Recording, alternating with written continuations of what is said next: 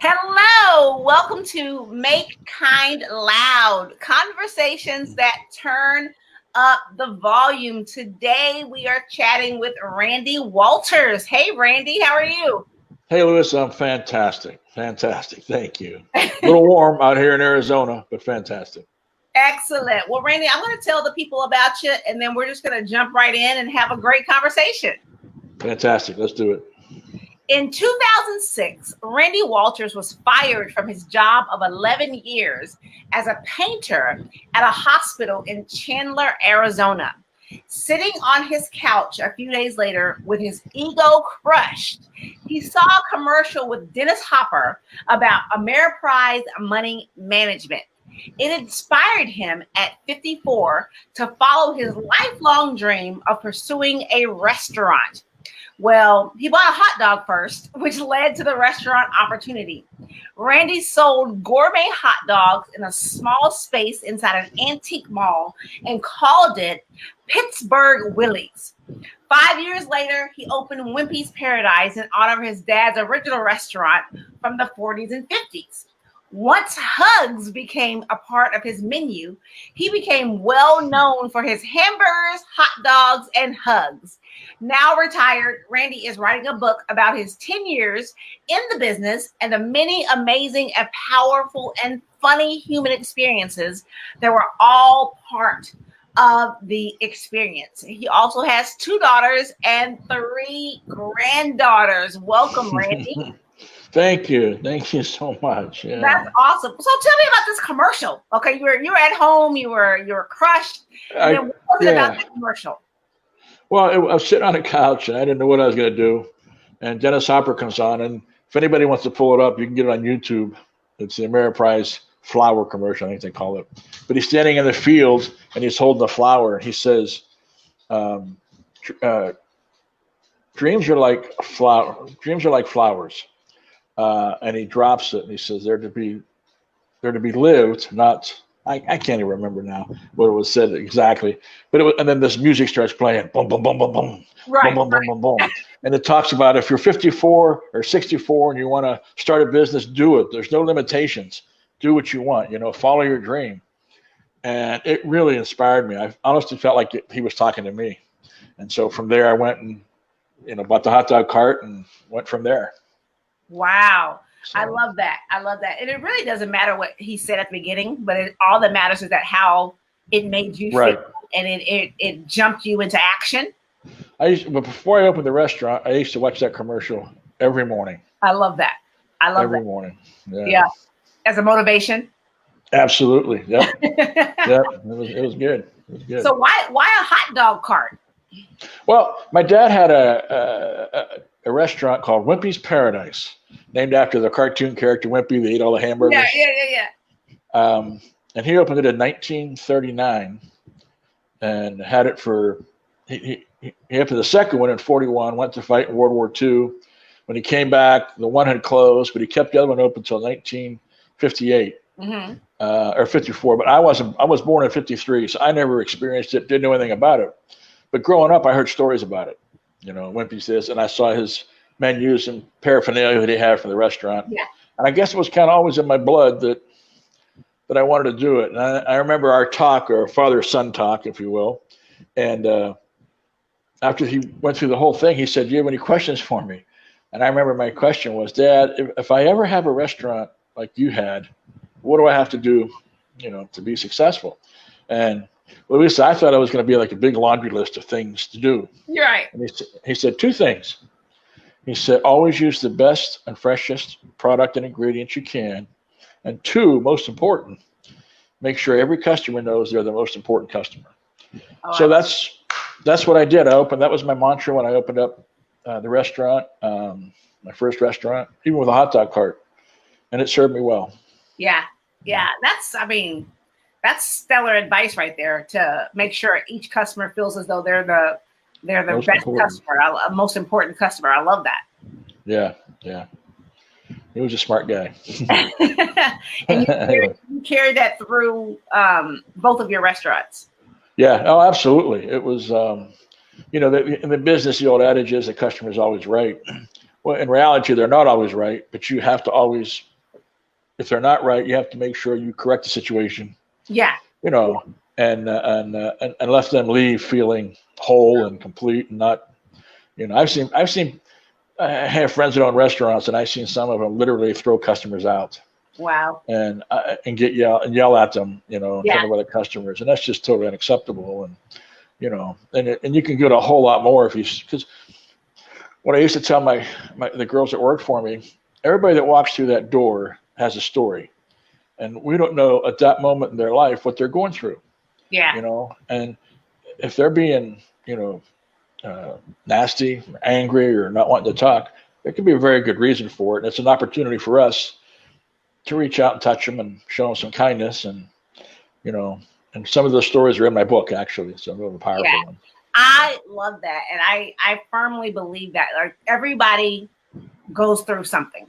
Everybody goes through whatever, you know, whatever their stuff may be, and we have no idea what that is or why they are being the way that they are. So, you know, just a little bit of kindness goes along.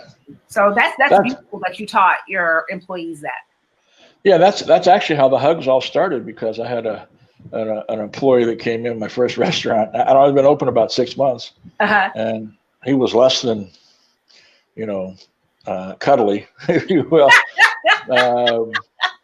And I started doing, because it's a small restaurant and I'm there every time, I touch every table and talk to every customer, and I get the feedback right away from him, and he was just being, you know, it's like, boy, this guy. But that made me more determined than ever to make sure he left, at least knowing someone cared for him and stuff like that. And I checked on his table 3 times while he was there. And when he got up to leave, I made a point to catch him before he left and thank him. I said, thanks so much for coming in. I said, I hope you have a wonderful day. And he looked at me and he says, well, it can only get better. And then I said, you need a hug? He said, yeah. So I gave him a big hug. That's beautiful. And he got this big smile on his face and walked out. And it was then I realized that people don't always come to restaurants just to eat. They come for a lot of other reasons. Yeah. You know, sometimes they're there to nourish their soul as well as their stomach, and they just want to be around other people. They don't want to be alone. You know, so it raised my awareness of worrying about other people and not judging them because they're having a bad day. Yeah, that's beautiful. And so that's where the hug started. Yep. So he was the first one. He was the first one.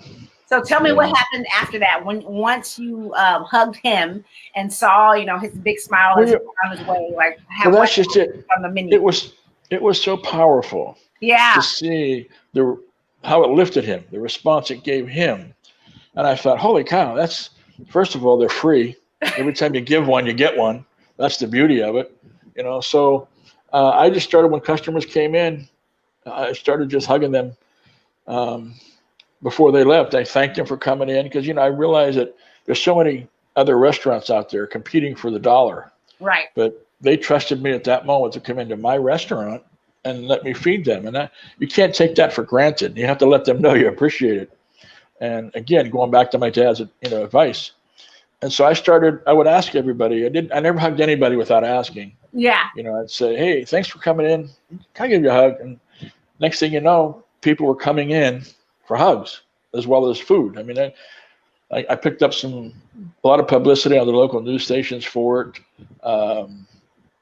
Phoenix Magazine created an actual category in their best of issue, and they called me the best hugger in the valley and gave me an award for it. I love that. It's pretty funny. And then twice I attempted to set the world's record for most hugs in a minute, and but came up short both times. And I don't even know if I'll ever have a chance to do it again now in the current situation, where the world is. Right. I was just about to say, the way the world is now. Yeah. The hugs may not be on the menu, but it's beautiful that you say that some of the most beautiful experiences were from those hugs and the funny stories of the human experience that people would come in. So tell me, give me a couple stories about human experience. There were 2 happened. I'll tell you about the one. These were both people that were contemplating suicide. Oh, wow. And the newspaper did a story on me, and it was on my picture on the front page above the fold was in this section. And in fact, I was wearing the same hat that particular day. And I opened up the restaurant. About 10 minutes later, a gentleman walks in, and I never saw him before. He was probably in his late 50s, early 60s. And he recognized me because my picture in the hat and everything. He just walked into my arms, gave me this great big hug, and I hugged him. And anytime someone hugs me, I let them initiate when they're going to end a hug. Right. If they're going to hug for 5 minutes, that's on them. I'm there for them. Right, but if they want it to be 30 seconds or 2 seconds, that's fine too. But he let go and he stepped back, and I said, "Is everything okay?" He said, "Yeah." He said, "Just let me get a hamburger." I said, "Okay." So he sat down, and he was at the first table by the cash register, and I'm looking at him. I put his order in, and he's doing this, and he's being fussy, and all that. I brought him his hamburger. He took one bite, set it down, and then by then I had people lined up at the counter ordering. Right. But he wasn't eating it. He was just sitting there. So I said to my customers, "Just a second, I want to check on this guy." So I went over to him, and I said, "Is there something wrong with the hamburger?" He said, "No." He said, "It's really good. Can I just get a to-go box and a pen and a piece of paper?" Okay, so I got him his to-go box, this pen, and I gave him the back of a check, a menu check we have there. Mm-hmm. And he wrote something, turned it upside down, picked up, and walked out. Because I was serving customers in line, I didn't get a chance to read what he wrote or say goodbye or thank you. So when I did have a moment, I went and I picked up the check and turned it over. And he said, "Just looking for reasons to live, one day at a time. Thank you for the hug." Oh. Yeah. Oh man, you just gave me chills. Yeah, it was. Of course, and I went outside, but he was gone then. I couldn't see him. Never saw him again. I have no idea. And I had another female, the same thing. Something told me to open up early this morning because the weather was nice. So I went down early, opened up. And the other thing I do is Louise says, I put an A-frame out in front of my restaurant. I write inspirational signs, whatever it is, free hugs, blah, blah, blah. And I'm opened up, and I haven't even opened yet. And I'm sitting there, and this girl opens up the door, and she says, Are you the hug guy? And I said, "Yeah, that's me." She literally ran to me, sobbing, into my arms. Mm. We hugged. Well, it's hard to judge, but it seemed like a couple of minutes with her sobbing at my chest. And finally she collected herself and she pulled away. And I remember taking my hands and putting them on both her arms and looking her in the eyes. And I said, "Are you okay? Is there something I can do for you?" And she said, "No." She says, I got what I needed. Something to that effect. And she turned around to walk out. And I said, "You sure? Nothing I can do for you?" And she says, "No." She says, "But I want you to know I was on my way home from work to kill myself." And when I was walking down the street, something told me, cross the street to those little shops. I've never been in front of these little shops. Something said, cross the street. So she said, I was going to kill myself. I figured I'll see why that's coming to me. And so she crossed the street and she saw my A-frame sign. It said, "Free hugs." Ah. And no, you're good. I got a little choked up. Yeah, no, you're okay. And anyway, she came in, and that's what brought her in. And she said, "Thank you. I've got what I need." And she left. And again, never saw her again. I don't know what the disposition was. But in both those cases, I took comfort in knowing that if they didn't continue their life after that moment, but hopefully their last interaction was kindness. Yeah. So, but ultimately, I hope it was enough to change them and give them reason to live and go on. So, anyway, and those are both in the book. Those are very detailed stories in the book. That's beautiful. That is like literally, I have chills. Yeah, Louise, it's funny because Hey, Stace, it's funny because you don't realize in any given moment what you do, say, or your actions, the impact they can have on someone because you don't know what they're going through. Exactly. And I remember after both those incidences, I did a Facebook post and I implored people when you're out in the street, you're in the mall, anywhere, and you pass someone, a stranger you've never met, pass them. Don't be on your phone. Don't look them in the eyes and just say, hi, good morning. Acknowledge them because they could have been either of those two people on their way home to kill themselves. And the fact that another human looked them in the eyes and said good morning, didn't look through them, didn't ignore them, kind of validated them and says, hey, I am here. Somebody saw me. Somebody recognized. And it's free. It doesn't cost anything but your time to say good morning. Even if they don't respond, who cares? It doesn't matter. It doesn't matter. It doesn't. Yeah, you've shown the kindness, you've shown the caring, and so. Yeah, and that's so true. Like even if they don't respond or whatever, it doesn't matter. All that matters is that you have offered something of yourself, and which is beautiful. Because you like you just said. That maybe they needed to hear that good morning or have a good day or whatever to be seen. Maybe they hadn't been spoken to all day and they needed to hear that. And so, that's beautiful. And it's really is about doing the best that you can to leave this world a better place. Yeah, because with social media and all our little gadgets, there's such a disconnect from just the human touch and look. You've seen it. You've gone out to dinner and you look over and there's a table of four family members. None of them are talking. They're all on their phone, looking at their phone, and this is their own family. So, they're not talking to strangers. When they see them. So. Yeah. So tell me about your book, Hamburgers, Hot Dogs, and Hugs. And Hugs. Yeah. I love that. It's pretty literal. That's what it's about. The first restaurant was a hot dog restaurant. The second was a hamburger restaurant, though I had hot dogs at the second one. And the Hugs were part of both restaurants.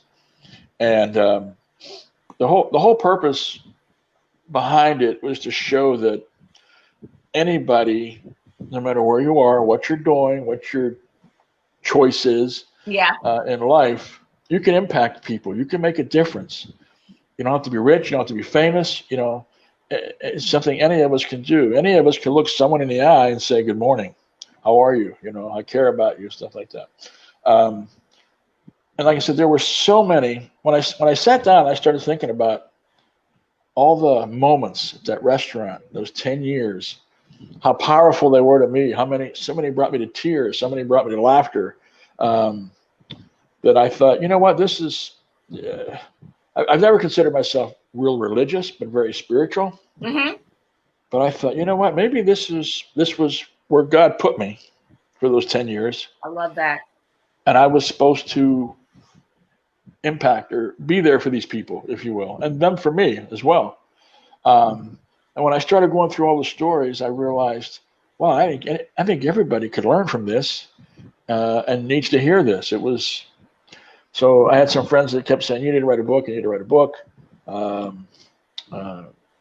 good friend of mine, Gina, she wrote a book and she kind of inspired me. So it's taken me a lot longer than I thought it would, but I'm trying to get it, I'm trying to get it done right. And I want to make sure I have all the story told as best that I can.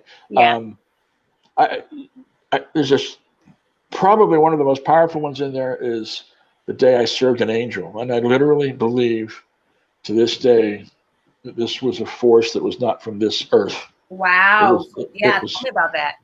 It was an angel. I every day I did the same routine before I did my own shopping. I bought everything fresh. So I hit the same 3 stores every day. So I had about a 4-mile run up and down the avenue. And I used to see homeless people all the time, and it was the same ones. And I was close to the police officers because, they like hamburgers and hot dogs. And they would tell me about these guys. No, that guy's he's a druggie. He's fine. He chooses to be there, blah, blah, blah. And so I said, okay, I'm sitting at the red light, and I look across the street, and I see this gentleman, and it was June, like middle of June. He's got gray sweatpants on, a gray hoodie pulled up over his head, thin as can be, thin as a rail. And he was crossing the street, and he had a backpack on his, probably everything he owned behind him. And something said to me, stop and check on this guy.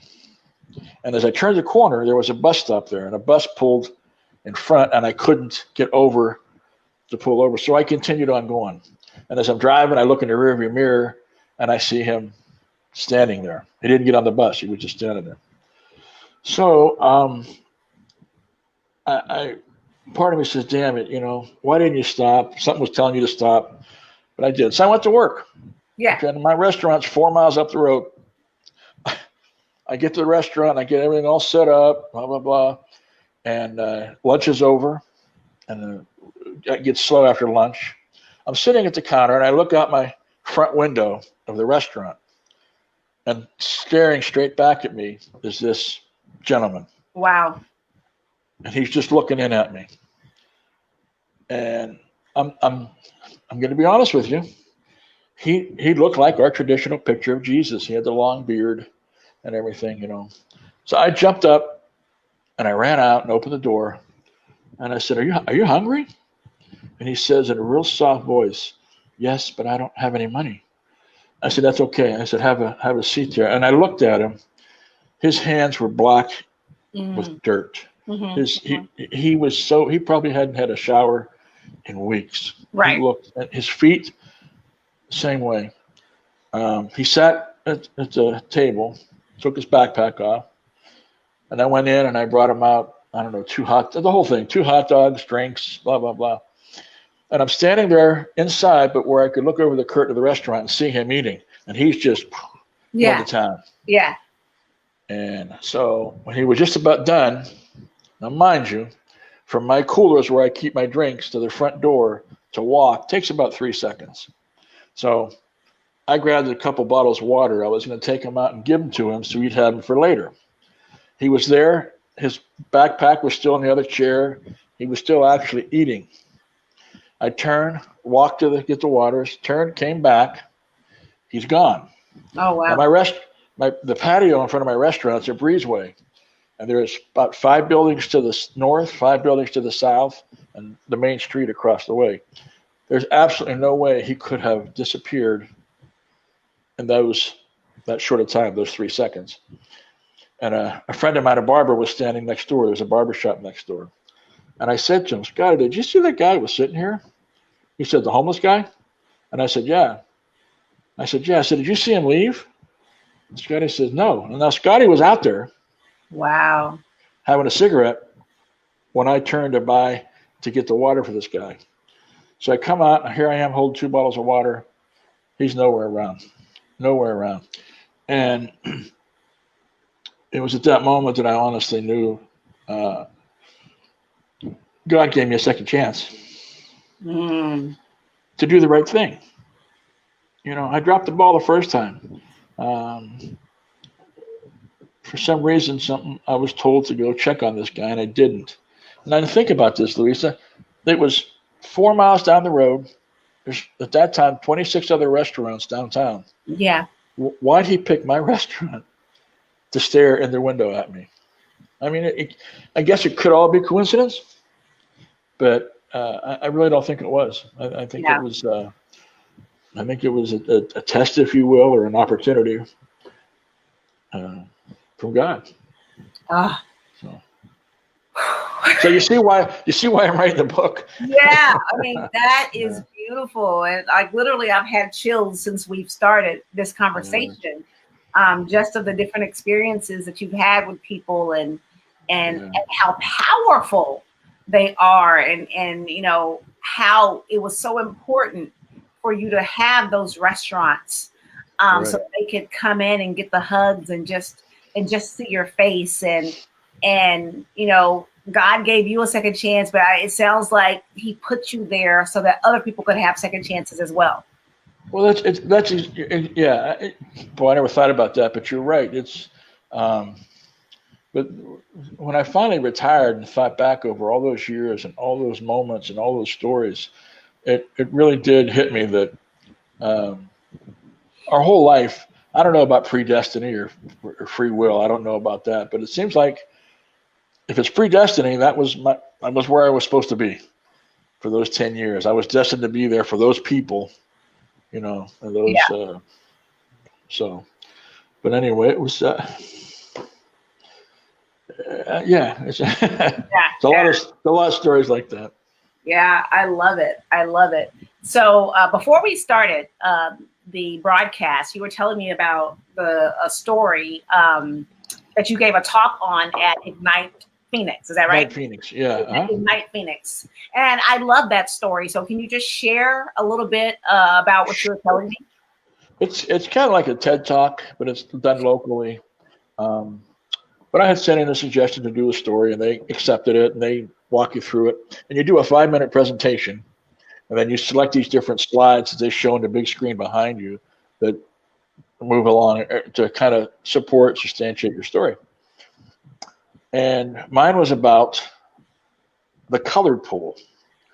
When I grew up I grew up in a little town called Monongahela, the greatest small town in the world. But it was in the late 50s, early 60s, and segregation was still happening. They hadn't signed the Civil Rights Bill yet. Johnson hadn't signed the bill yet. So we had a colored pool and a whites pool, and that's what they were called, the coloreds pool and the whites pool. And my dad, to this day, I don't know, because as a kid, I didn't know what would happen. It wasn't until later that I realized what all this meant to me. Right. But my dad dropped me and my buddy Jimmy off, and he took off. It was 1 o'clock. He said, "I'll be back at 4 to pick you up." Well, Jimmy and I walk in. We paid our 10 cents and walked in, and we look around, and we jumped in the pool. We're playing with all these kids, having a great time. And we noticed, didn't focus on it, didn't change anything. It was just, we noticed we were the only 2 white kids in the pool. My dad had dropped us off at the coloreds pool. And we walked right in. And now the irony of that is, like I said to you before, you couldn't have been dropped off at the white pool and gone in. Right. And that day, it wouldn't have happened. Somebody would have stopped. Two little black kids walking into a white pool. No. Your pool's over there. And it blows me away that this has all happened. That happened in my lifetime. It hasn't been that long ago. Right. And it's still caught on to a degree. It's just, I don't want to go there, but you know what I'm talking about. Yes. It is, absolutely. So we finished, 4 o'clock came. We left, and the pool was locked up. Everybody left. And the last lady that locked the pool was this big black lady. She was so sweet. She came up to us, and she says, "Young man, is someone picking you up?" And I said, "Yeah, my dad's coming for me." She said, "Okay." Again, I didn't pay attention at the time, but she left, and she walked over. She got in her car. She didn't leave. So my dad came and picked us up. He was about 15, 20 minutes late. And again, looking back, when all those things impacted me, this lady didn't see color. She saw 2 little kids. And she wanted to make sure we were okay. So as soon as my dad came, she pulled away. We get in the car, and my dad says, "Hey, did you guys have fun?" And I'm thinking, "Oh, Dad, I made so many new friends, so many cool guys. I can't wait to do it again." But Jimmy made the comment that I've never forgotten my entire life. And he said, "You know what, Mr. Walters?" My dad says, "What?" He says, "The colored kids are just like us." Yeah. And that was a real teaching moment for me. Even though I didn't put together the importance at 9 years old or 6 years, whoever it was, of that comment, it obviously registered with me, and it helped me become an adult that's tolerant, understanding and kind. So I was lucky. I grew up in a great town with great parents. Yeah. So, and again, I feel bad that this didn't even come to me till I was probably in my late 50s, that, wow, the impact that moment had. And my dad had already passed. And you know what, Louisa? I almost think my dad did it on purpose. I think he knew what he was doing. because he dropped us off at the other pool all the time. All the time, right? Like that. All the time. Yeah. Wow. And I almost think he did it on purpose. Probably pulled and watched to see if we went in. And once we were in, I think he said, this, this would be a great life lesson. Yeah. So, yeah. I like to think, I almost prefer to think he did it on purpose. Whether he did or not, I don't know. Yeah. But no, my dad, he probably did. Right. Yeah. Well, if he had dropped you off several times before and he knew where the other pool was, right. then more than likely, yes. And that's beautiful. And it's beautiful that you guys got to experience that in such a time that segregation was huge. And to have that imprinted in you, and then you pick up on that later in life, and you draw from that later. Like it didn't have an immediate impact, but it had later on, and it helped you to become the person that you are. And I love that.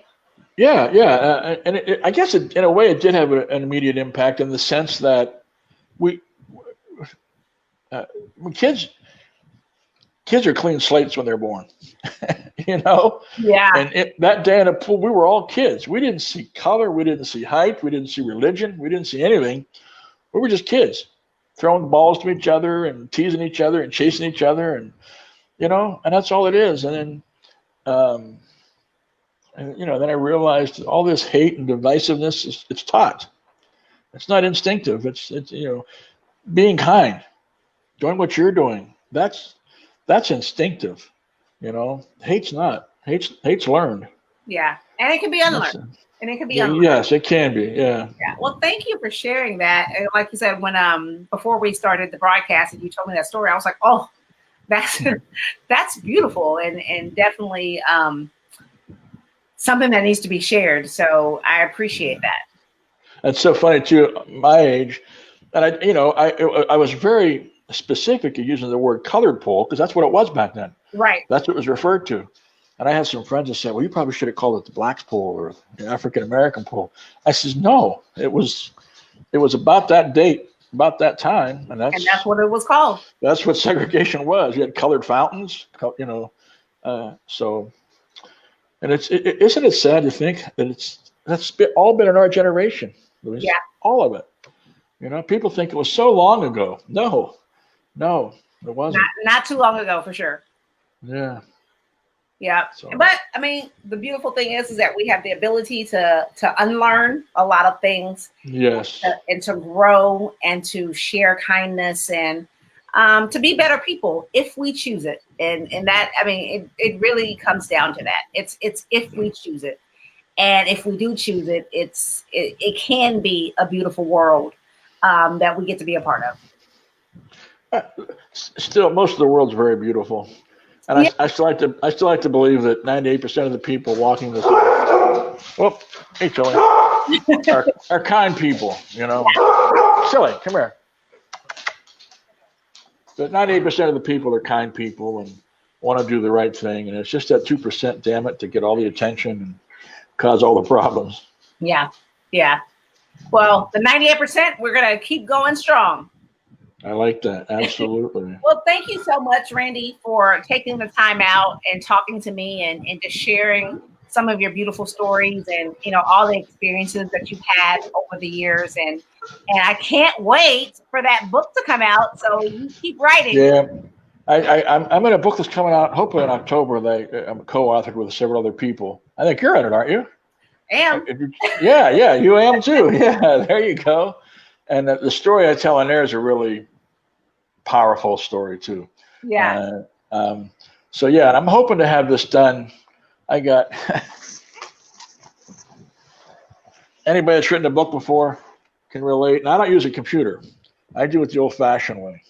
Oh, so I love that. Yes. Each notebook's a chapter. Wow. So, and I got some more, and I'm going through rewriting it. Right now, I'm in the process of finishing a couple of chapters. I have to edit it and then assign the pictures that I'm going to do with it. So if all goes well, I'd like to have it out before the holidays. Yeah. So, nice Christmas present. So I love it. I love it. Well, I am rooting for you. And thank you.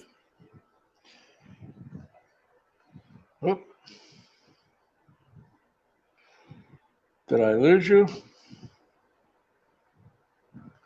Well, I don't know if you hear me anymore. People still hear us? Yes, no, maybe. Anyway. Anybody there? Well, Bueller?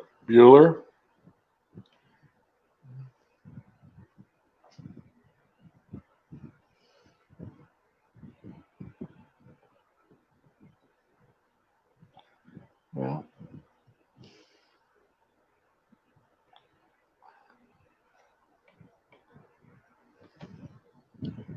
okay. Are we done?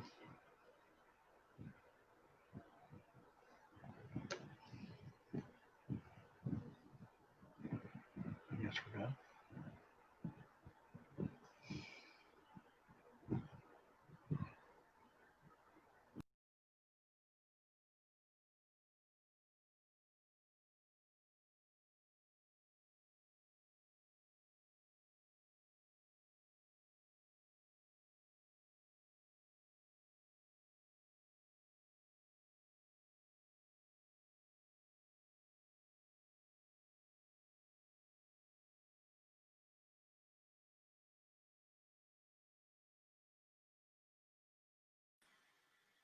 Hello.